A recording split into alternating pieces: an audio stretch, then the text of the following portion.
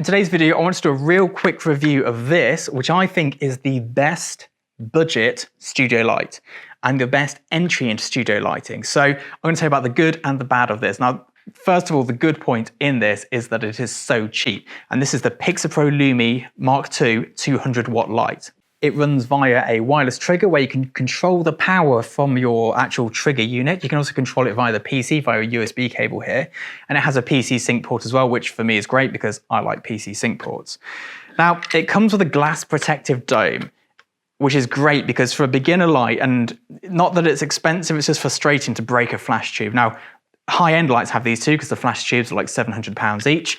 But this here is a very cheap, affordable light unit, but this is a great addition to a beginner's flash. Now, Pixapro is Godox. I emailed them, I chatted to them. They're based around the corner for me over in Birmingham, and it is just rebranded from the Godox factory. There is no difference apart from, and this is a key difference, they have a service center. Now, you'll have known from my past videos, the reason that I use Broncolor is that it can be repaired. The reason I stopped using Bowens is because the Bowens repair centers closed down. As a professional photographer, you have to be able to repair your kit for it to be financially viable. I would never use Godox professionally because I cannot repair it.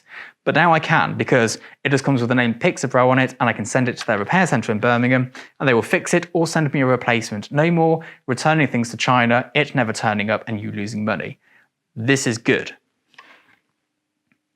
Now, the light itself for the softbox, you're probably only going to get f5.6 out of it at any reasonable working distance. Bare bulb, you can get f10. I actually shot an image for my new e-shot that might be going out today. I'm not sure if it's going to make the final cut, but if it doesn't, it will certainly not be anything to do with the quality of light from this. I also did a quick stop motion just to see how consistent the flash was, and I used a Secor lens, which has got a manual aperture, so there's no aperture flicker. Any flicker in this video is caused by the light, and it is considerably better than almost anything I could imagine. It is up there with some pro packs from some manufacturers in terms of consistency. I don't quite know how they've done it, especially at this price point, but you could definitely do composites, you could do back plates, and you could do stop motion if you don't mind deleting the odd frame. I think we had 2 frames which fired outside of an acceptable variance within the time lapse. So that is pretty good. Now, I'm not sure if Pixapro want this back or not, but if they do, I apologize because I also set this to full power and left it running, firing a flash every 5 seconds for 24 hours, just to see if it'd break. It didn't overheat, it fired every frame.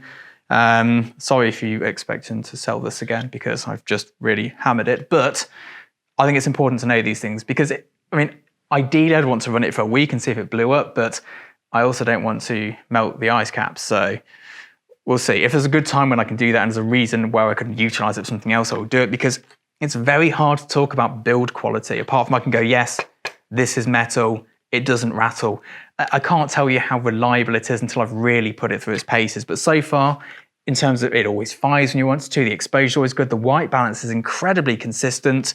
And it has this handle on it. And I've got to talk about the handle because it looks ugly. I don't like it, but it is useful. It does make perfect sense. So I think I've just been conditioned not to see handles on the top of lights. And now that there is one there, it feels alien to me and a bit strange, but it is genuinely sensible. So good move on the handle. Anyway, if there's anything else you'd like to know in these sorts of reviews, I'm reviewing kit that I can use regularly and that I think is useful to you. I'm going to make sure that I don't have any sort of bias coming in from the company where they're like, if you say anything bad, you can't publish it and that sort of thing. I'm always trying to keep them as honest as possible. I don't know what's happening with this. If they're letting me keep it, I'll give it to the local school. If they want it back, then to sell it, I apologize to whoever gets it from the used section because I did rag it.